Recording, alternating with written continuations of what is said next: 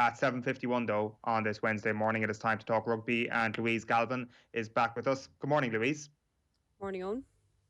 So a bit of progress for Ireland since we were last talking to you. Were there enough signs last weekend to suggest that Ireland are actually going to make a success of this year's Six Nations?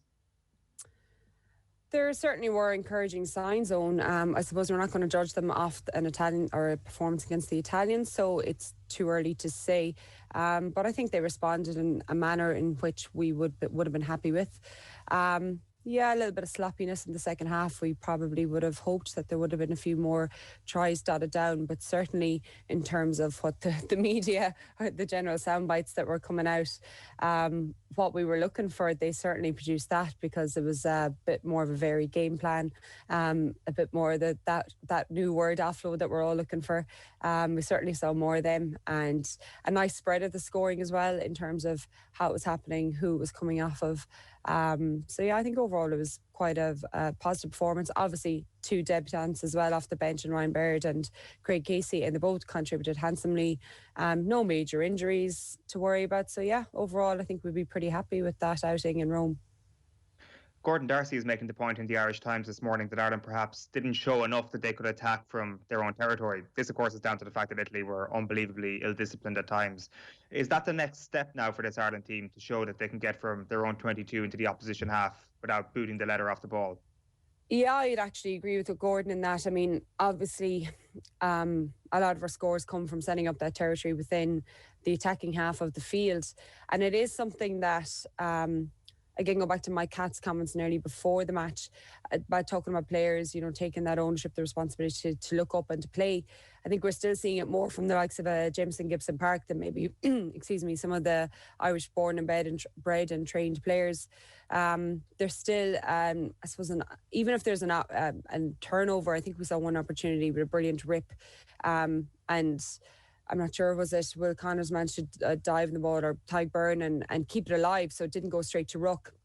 When you can turn over the ball and you don't go straight to ruck, and you can move it away from that contact area, straight away there should be a switch going off, that ball should be either shifted wide, or if there is space behind you can put in a bit of a dink, but not just an immediate, okay, we're going to play a territory kick here and kick it back, which is exactly what we did. So I think that's the next, I suppose, step of maybe what Mike Catt and Andy Farrell will be looking for, is that ability to break, especially off clean turnover ball that, isn't turning, we're not going to scrum or we're not going straight to ruck, and we have to play two phases through the forwards.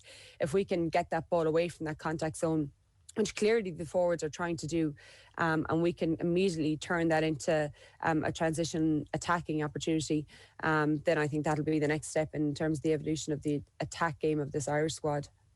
Because that definitely seems like one of the reasons why we're looking at possession stats and scratching our heads thinking, why isn't Ireland's high possession count turning into points? Like, that's basically it, isn't it? That other teams are doing better when they turn over the ball compared to how Ireland are doing.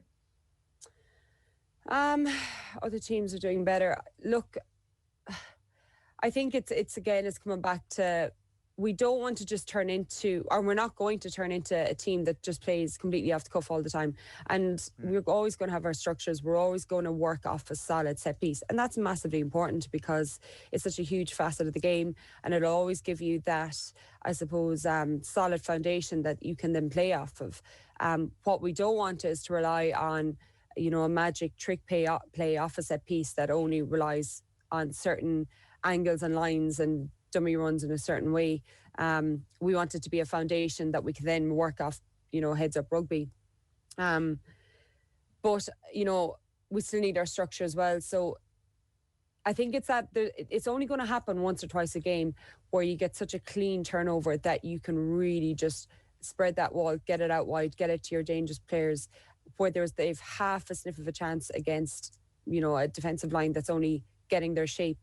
And it's when you can recognise that and transition it. And it relies on everyone switching on. It relies on your full back line, because you need your back three getting into position, but you need your 10, 12, 13 also getting ready to get a little bit of depth and realignment, so that they can either decide then, okay, I'm going to run and hold this player and then shift it, or I'm just going to shift it straight away out wide. And obviously our support line runnings then and trying to get them running as much as possible as well. Louise, when it came to the offloading and perhaps some of the lines that were being run at the weekend, maybe it helps because it was an all-Leinster backline. Maybe it was helped somewhat by the way that Italy defended, especially when the game got a little bit more ragged.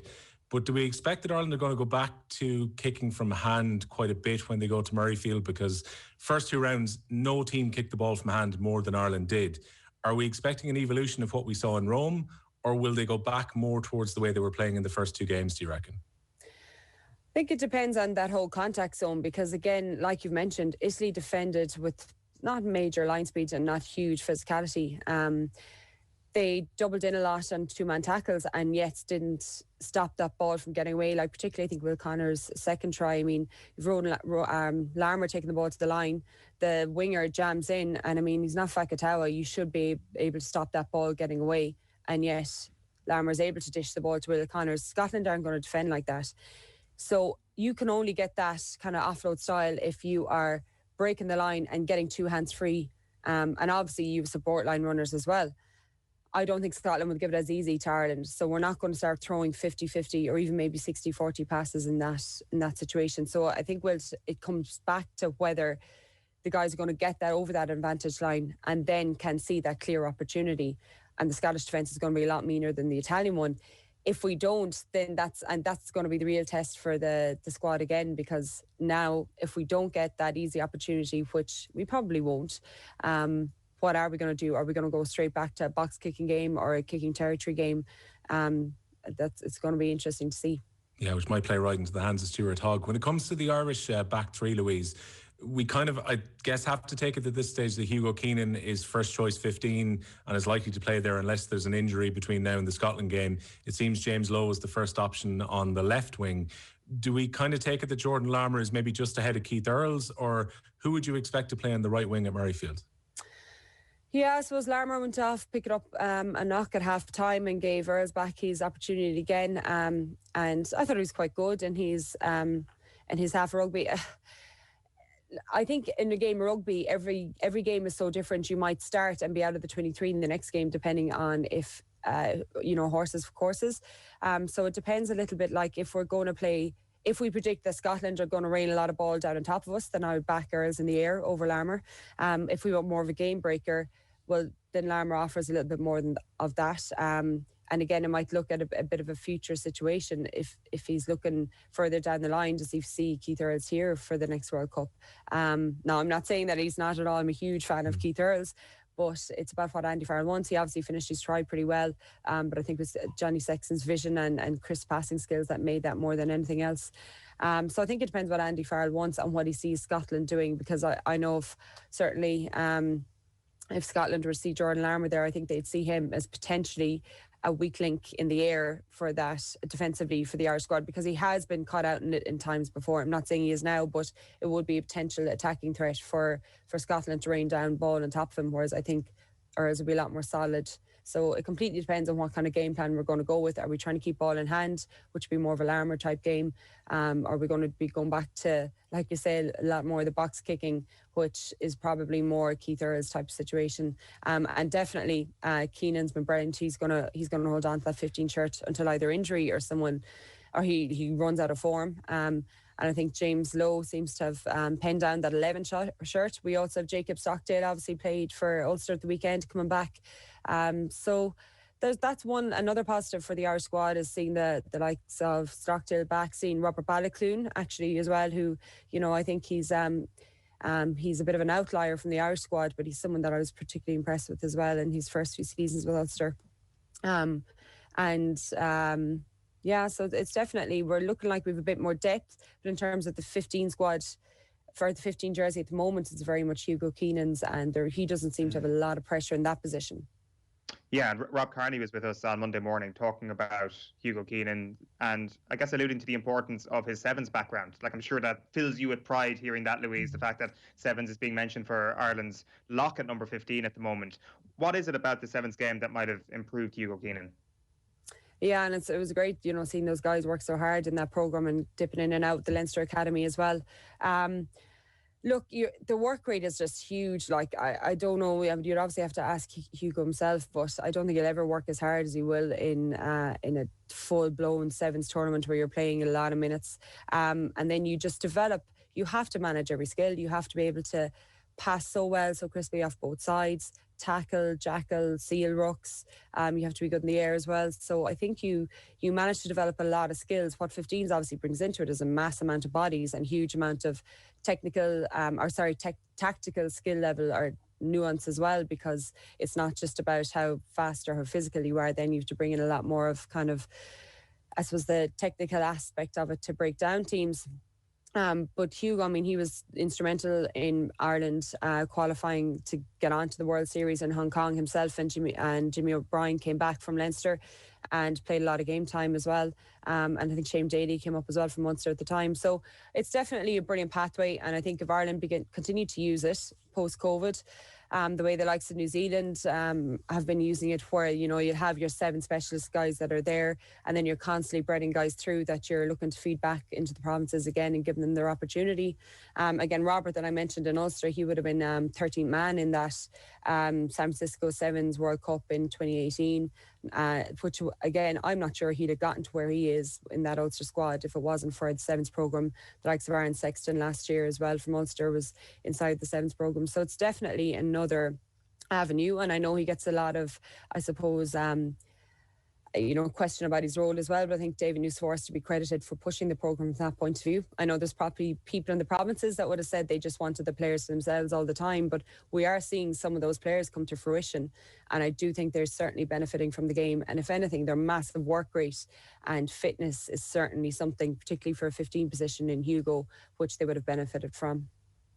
You kind of touched on it there, Louise, but it definitely seems that the positional awareness, your decision making is improved by the game, because, as you say, there's just more open space, there's less places to hide, I guess. And when you allied that with the fact that this guy was trained in athletics when he was Blackrock College as well, there is a brilliant product there for Irish rugby to take advantage of. And you'd wonder if this is actually one of the answers that people would be able to be provided with when they ask where is the investment going into actually making more skilled and more intelligent rugby players. Yeah, absolutely. And the thing with sevens as well is that there's so many, like in Northern Hemisphere 15s rugby, a lot of teams play pretty similarly, whether it's in the Champions Cup or in international rugby. And even Rob Carney alluded to that when he was speaking with you guys during the week. But in sevens, because there's so many different styles and you're really up the coalface of it when you're playing, so you maybe get exposed a little bit more to different styles of rugby, as opposed to, okay, everyone's going to play pretty much off the same baton as they do in Northern Hemisphere. You're exposed a lot more to different styles, so you have to adapt a lot more. It's a lot more thinking on your feet and under fatigue as well. I mean, both technique under fatigue and decision making under fatigue are huge facets of the game.